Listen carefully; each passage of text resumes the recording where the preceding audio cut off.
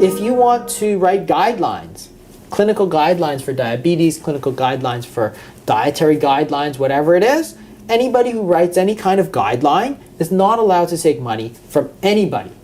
Because doctors are the worst, because they take lots of money from everybody, and they think that just disclosing it is fine. It's like, I don't care if you say it, don't do it.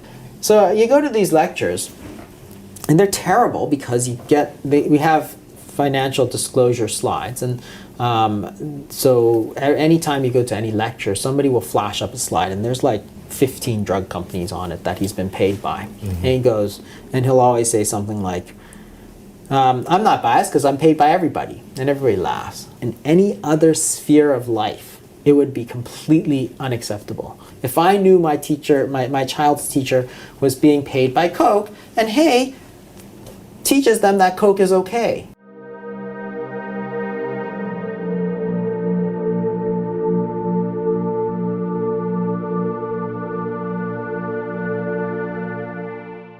But yet, Coke can pay Dr. Sievenpiper lots of money to come out and say, hey, sugar's good for you. Then he teaches the medical students, hey, sugar's good for you.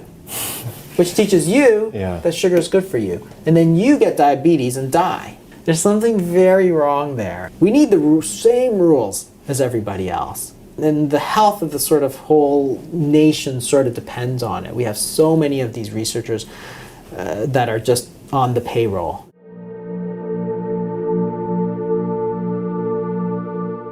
There's a former editor-in-chief of the New England Journal of Medicine, Lancet. These are the two sort of most prominent medical journals in the world who have both said, yeah, after like 20 years of being in the business, I realized that it's all crap. Yeah. Most of what we publish is not true. There's this replication bias, where people try and juice up their findings so that it gets in the newspapers, and then when they try and replicate the study, it's like, oh, it wasn't true at all. Editors-in-chief, the guys who have been there and done that and lived that life, they've all basically turned their back and said, it's all just crap now.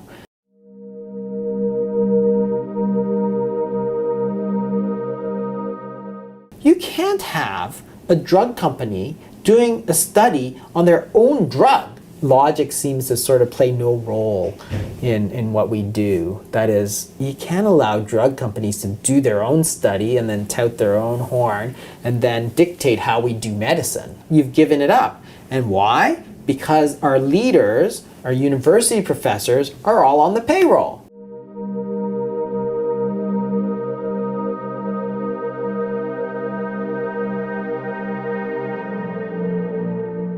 From a health standpoint, honestly, it's metabolic syndrome, obesity, type 2 diabetes. That's clearly going to be the issue of our times. Yeah.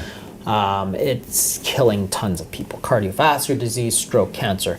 Those are the biggest sort of 3 killers of Americans, and they're all sort of metabolic problems. Going to the sort of standard medical dogma is not great for the related issue of a lot of bias in medicine research. The good news is that you can take control of your own health, do the cutting out processed foods, reducing the number of times that you eat, intermittent fasting, and sort of regain sort of 90% of your health. The larger societal issue is to get the bias out of medical science.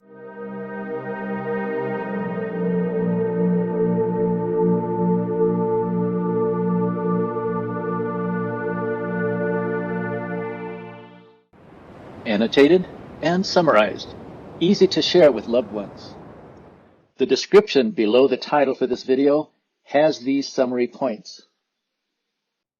From the website doctorstotrust.com, you can view the summary notes and share or print the PDF of those notes.